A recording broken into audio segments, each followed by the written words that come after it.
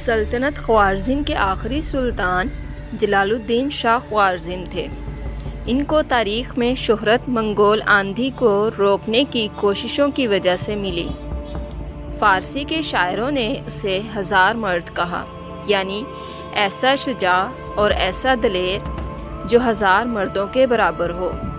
Uzbekistan سے ترکی تک لوک داستانوں میں اسے مینگو باردی کہا جاتا ہے، ایسا دلاور جسے کبھی موت نہیں آتی۔ چنگیز خان کو زندگی میں 2 بڑی جنگوں اور 7 چھوٹی جھڑپوں میں شکست ہوئی۔ ہر بار مد مقابل ایک ہی تھا، سلطان جلال الدین۔ چنگیز خان نے صرف ایک ہی دشمن کو بہادری پر خراج تحسین پیش کیا تھا، وہ بھی جلال الدین تھا۔ چنگیز خان نے انہی کے متعلق کہا تھا کہ اگر میرا اس جیسا ایک بیٹا ہوتا تو میں پوری دنیا فتح کر لیتا۔ سلطان جلال الدین چنگیز خان کے خلاف پہلی اور آخری سیسا پلائی دیوار تھے۔ سلطان جلال الدین نہ ہوتے تو چنگیز خان کے ہاتھوں مسلم دنیا کی تباہی کی داستان زیادہ طویل اور دل فگار ہوتی۔ اس کا باپ چنگیز سے مقابلے کے لیے اس کا مشورہ مان لیتا تو شاید دنیا کی تاریخ مختلف ہوتی۔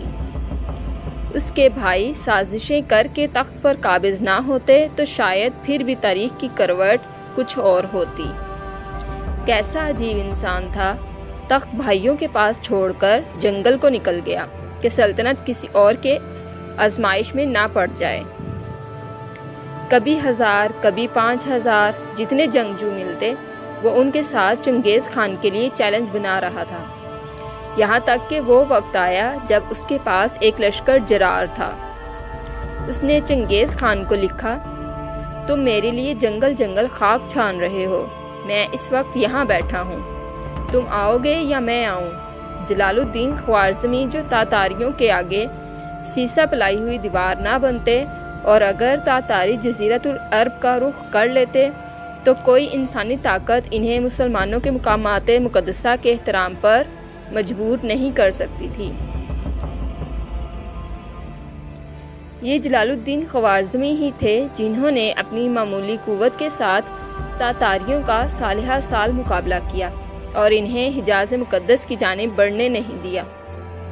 دنیا کے 2 عظیم ترین جنگجو حکمرانوں چنگیز خان اور جلال الدین خوارزمی کے درمیان جو تاریخی معرکہ لڑا گیا وہ اٹک میں نیلاب کے مقام پر لڑا گیا، اور یہی وہ تاریخی مقام گھوڑا طرف ہے جہاں 4 دن کے خونی معرکے کے بعد جلال الدین خوارزم شاہ نے اپنا گھوڑا دریائے سندھ کی موجوں کے سپرد کر دیا تھا۔ اسی پر اقبال نے کہا تھا، دشت و دشت دریا بھی نہ چھوڑے ہم نے، دشت و دشت دریا بھی نہ چھوڑے ہم نے، بحر ظلمات میں دوڑا دیے گھوڑے ہم نے۔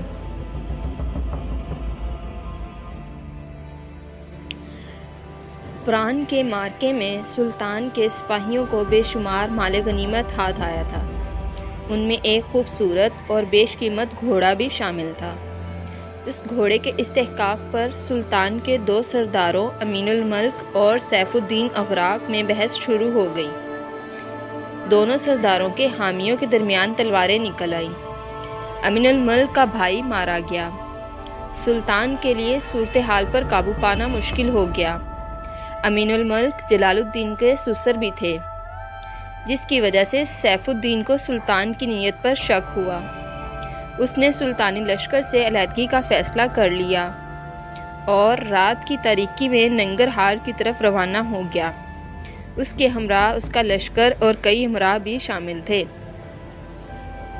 سلطان جب صبح اٹھے تو لشکر گاہ ویران پڑی تھی۔ جب چنگیز خان کو سلطانی لشکر میں پھوٹ پڑنے کا علم ہوا تو اس نے اپنا لشکر جمع کر کے خوارزم شاہ کا آندھی کی طرح تعاقب کیا، کیونکہ وہ ہر صورت اپنی شکست کا بدلہ لینا چاہتا تھا۔ سلطان نے بھی اپنے حامیوں کی طرف سفیر بھیجے کہ وہ تاتاری لشکر کے خلاف مدد کریں، لیکن جب کوئی نہیں آیا تو سلطان نے غزنی سے ہندوستان کی طرف کوچ کیا۔ سلطان نے پشاور سے ہٹ کر دریائے سندھ کا رخ کیا تاکہ دریا پار کر کے مسلمان بادشاہ شمس الدین التمش کا تعاون حاصل کر سکیں۔ چنگیز خان کو سلطان کے ارادوں کا پتہ تھا، اس لیے وہ ہر قیمت پر سلطان کا راستہ دریائے سندھ سے پہلے روکنا چاہتا تھا۔ چنگیز خان نے جوہر اول دستہ جلال الدین کے تعاقب میں روانہ کیا تھا۔ سلطان کے فوجیوں نے گھات لگا کر ان میں سے بیشتر کو مار ڈالا۔ اس خبر سے چنگیز خان تلملا اٹھا اور برق رفتاری سے تعاقب کرنے لگا۔ سلطان کے ہمراہ 30,000 کا لشکر تھا، جبکہ ان کے تعاقب میں چنگیز خان 2 لاکھ کا لشکر لے کر آ رہا تھا۔ دریائے سندھ پورے جوبن پر بہہ رہا تھا اور 30,000 کے لشکر کا کم وقت میں دریا پار کرنا ممکن نہیں تھا، جس کی وجہ سے کالا چٹا پہاڑ میں باغ نیلاب کے اس پار سلطان نے اپنا لشکر مجتمع کر کے مقابلہ کرنے کا فیصلہ کیا۔ نیلاب کے کنارے پر تقریباً 5 میل چوڑا اور 12 میل لمبا ایک سرسبز میدان ہے۔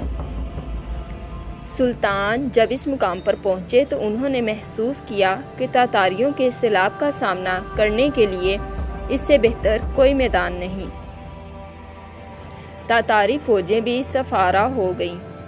سلطان جانتے تھے کہ فرار کا کوئی راستہ نہیں، پیچھے دریا ہے اور سامنے تاتاری لشکر جو تعداد میں کہیں زیادہ ہے۔ سورج طلوع ہوتے ہی تبل جنگ بج اٹھا۔ 2 دن گھمسان کی جنگ ہوتی رہی اور خوارزم شاہ کے سپاہی کم تعداد میں ہونے کے باوجود داد شجاعت دیتے رہے۔ تیسرے دن سلطان جلال الدین نے چنگیز خان کو قتل کرنے کی حکمت عملی بنائی، کیونکہ یہی ایک صورت تھی جس سے مخالف لشکر کے پاؤں اکھڑ سکتے تھے۔ جلال الدین یوں لڑا کہ چنگیز خان حیران رہ گیا۔ اس نے چنگیز کے لشکر کو ادھیڑا اور اس کے مرکز تک جا پہنچا۔ پھر 70,000 کی مزید کمک چنگیز کو آن پہنچی۔ زخموں سے نڈھال سلطان گھیرے میں آ گیا تو چنگیز نے حکم دیا اسے زندہ گرفتار کر کے پیش کیا جائے۔ سلطان کے سامنے چنگیز تھا اور پیچھے دریائے سندھ۔